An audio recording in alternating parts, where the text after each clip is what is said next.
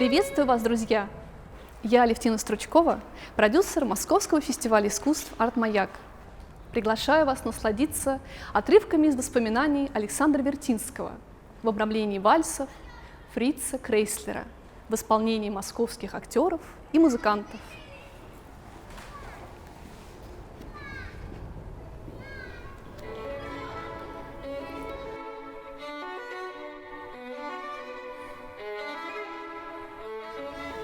Мы влюблялись, писали девушкам стихи.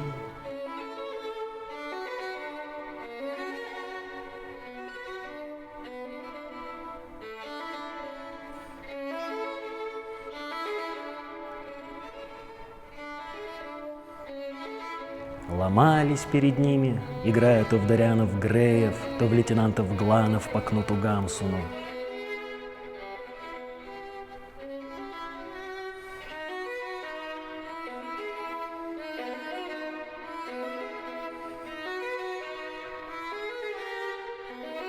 Острили, снобировали, гениальничали.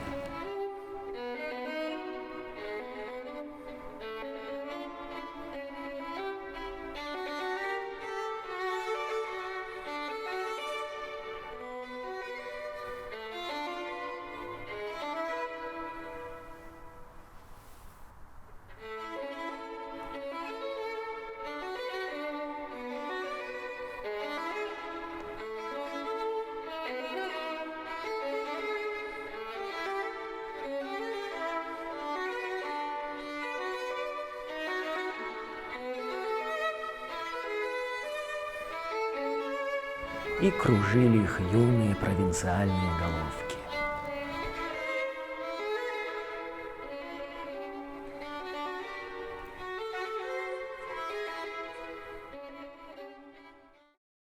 А теперь, перебирая в памяти все свои многочисленные любви, которые когда-то заполняли мою жизнь, когда я вспоминаю, из-за каких женщин я страдал и переживал и мучился, я изумленно думаю, какой же я был дурак. Однажды знакомый мне по Киеву суфлер Волынский повел меня в бар. Было еще рано, часов 9 вечера. На высоком табурете у стойки сидела молодая красивая женщина.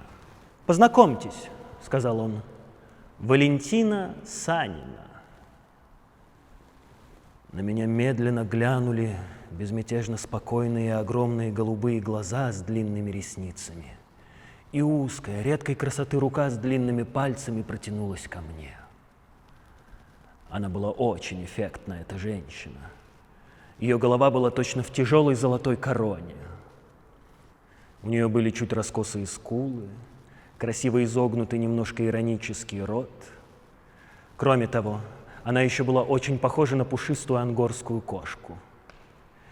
Санина лениво тянула через соломинку какой-то гренадин и спокойно разглядывала меня, как змея кролика перед тем, как проглотить. Я понял, что погиб, но сдаваться без боя не собирался. Так же спокойно я разглядывал ее. На ней было черное, глухое, до горла закрытое платье, а на шее висел на ленточке белый хрустальный крест. К сожалению, меня узнала публика, и через несколько минут уже окружили актеры, актрисы и разные люди. Меня тормошили, целовали, обнимали и расспрашивали. Это была обычная тогда картина моего появления в каком-нибудь публичном месте. Когда ажиотаж вокруг меня несколько поутих, Санина, иронически улыбаясь, сказала: «И вам не надоело все это?» «Что именно?» «Ну, это. Идолопоклонство». «Разумеется, надоело», — ответил я. «Я вот все мечтаю подыскать себе дублера». Она рассмеялась. «Бедненький, мне вас жаль. И давно это с вами?» «О, да, уже года 3. Она покачала головой. «Лечиться надо». «Чем?» «Не знаю. Чем-нибудь. В монастырь идите. Может быть, это поможет». «Еще чего», — удивился я. Пойдемте лучше в зал. Уже начинается программа.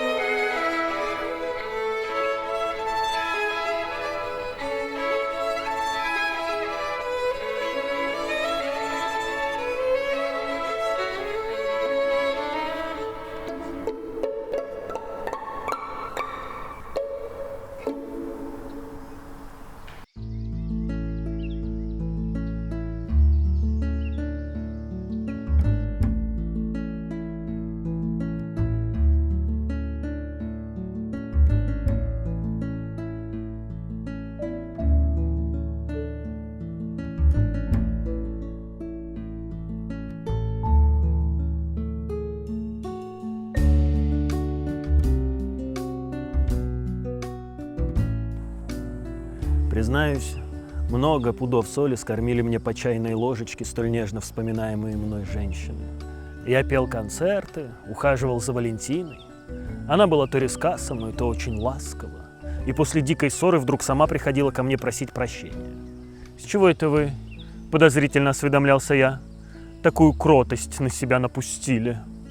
Она делала мученическое лицо, низко по-монашески кланялась в пояс и говорила: «Сегодня прощенное воскресенье. Надо просить у всех прощения. Простите Христа ради, если чем обидел». И хохотала, как сумасшедшая. Это она играла. Для практики. Иногда для практики она мне начинала что-нибудь рассказывать. Притом говорила взволнованным, можно даже сказать испуганным голосом: «Вы знаете, Вертиша, со мной сегодня был такой ужас, такой ужас!» Я сижу на бульваре, на скамейке и смотрю на клумбу роз. Помните ее? Против нашего театра. Ну вот, сижу, учу роль. Вдруг тут зрачки ее глаз расширяются, руки вжимаются в грудь, она дрожит, будто до сих пор не может успокоиться. Вдруг я ощущаю, что на меня опускается какая-то огромная черная тень, понимаете? Страшная, зловещая тень, и я ощущаю, что это что-то неизбежное и роковое, понимаете? Я хочу вскочить, убежать, и вся холодею. Не могу шевельнуть ни рукой, ни ногой, меня словно приковало к скамейке. Я дико вскрикиваю, в ужасе закрываю лицо руками. «Так и что же это было?» — насмерть перепуганный спрашиваю я. Это был каштановый лист. Слава Богу. Я вытираю со лба холодный пот. Хорошо, что не балкон. Валентина окидывает меня сожалеющим взглядом. «Вы удивительно нечутки», — говорит она, холодно отворачиваясь. «И черт знает, почему вас считают поэтом и певцом женской души. Чурбан какой-то».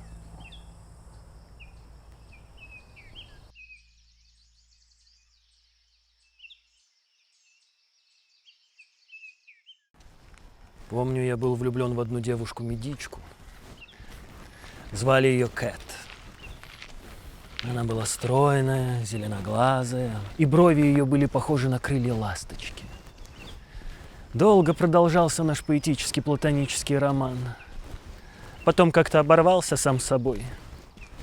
Через 30 лет, когда я, объехав весь свет, вернулся на родину, однажды в одном городке ко мне за кулисы перед концертом зашла крупная, суровая, черная женщина с усами.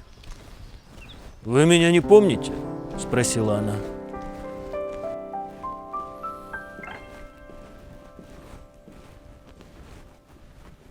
«Нет», – чистосердечно признался я. «Меня зовут Кэт. Помните? Я Кэт». «Какая Кэт?» – спросил я.